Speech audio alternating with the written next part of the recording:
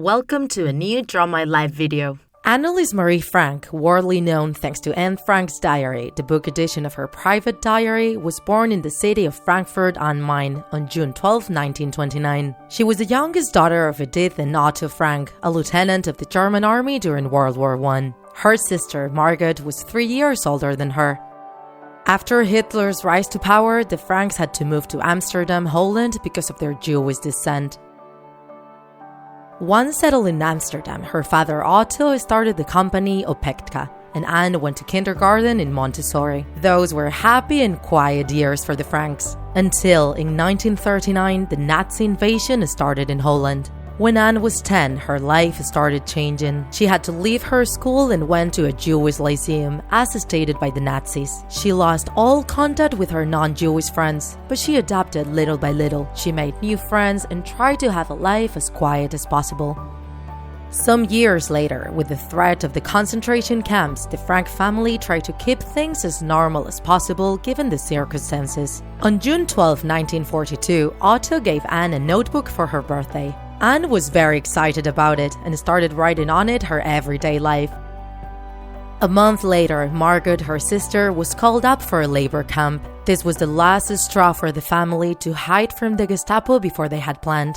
The Gestapo was the secret police of the Third Reich. Otto had been working on a plan for his family and himself to be safe. He carried it out with the help of 4 trustworthy workers: Victor Kugler, Johannes Kleiman, Mip Giz, and Elisabeth Beb Voskyle. On July 9, 1942, the Frank family pretended they were escaping to Switzerland, leaving their house in a mess. They hid in the Achterhuis, the secret annex, situated over Otto's Frank's studio, connected to his company's building through a door hidden behind a bookshelf. This annex had 3 rooms, a bathroom, a living room, and a cupboard. By the end of that same month, they were joined by the Van Pels family, and in November that same year, the dentist Fritz Pfeffer joined them as well. It was then that the diary became really important. Writing was a way of escape for her. It helped her bear the volunteer confinement of 8 people and the constant fear of being discovered by the Gestapo. It became a story told in first person about the tragedy the whole family was going through.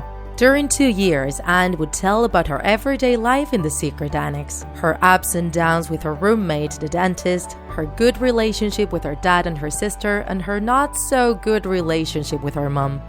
Frank would talk about her transition from being a little girl to becoming a woman, and the blooming feelings she had towards Peter, the Van Pel's son.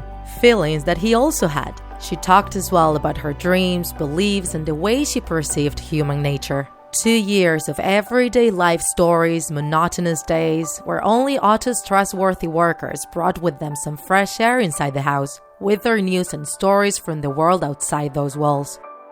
But on August 4, 1944, the Gestapo stormed into the secret annex thanks to an informant who was never identified. After this, the Frank family is taken to Westerbork, a transit camp, and then deported to Auschwitz.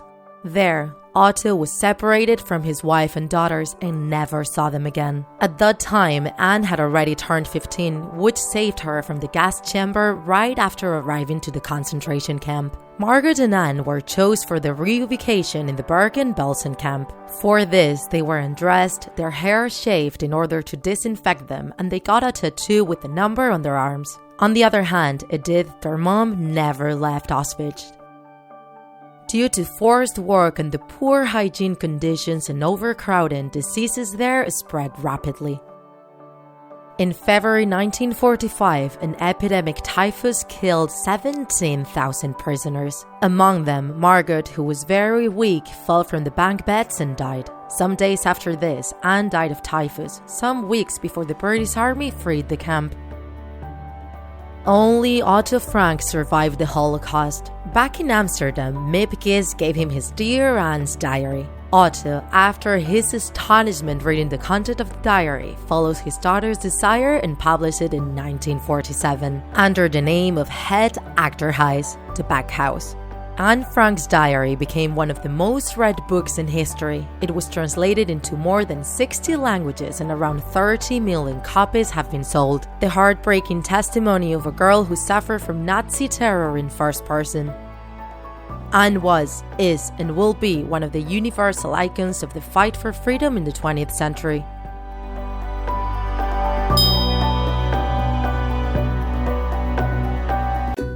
If you enjoyed this video, don't forget to like it. And if you want to see more Draw My Life videos, subscribe to our channel. See you in the next episode.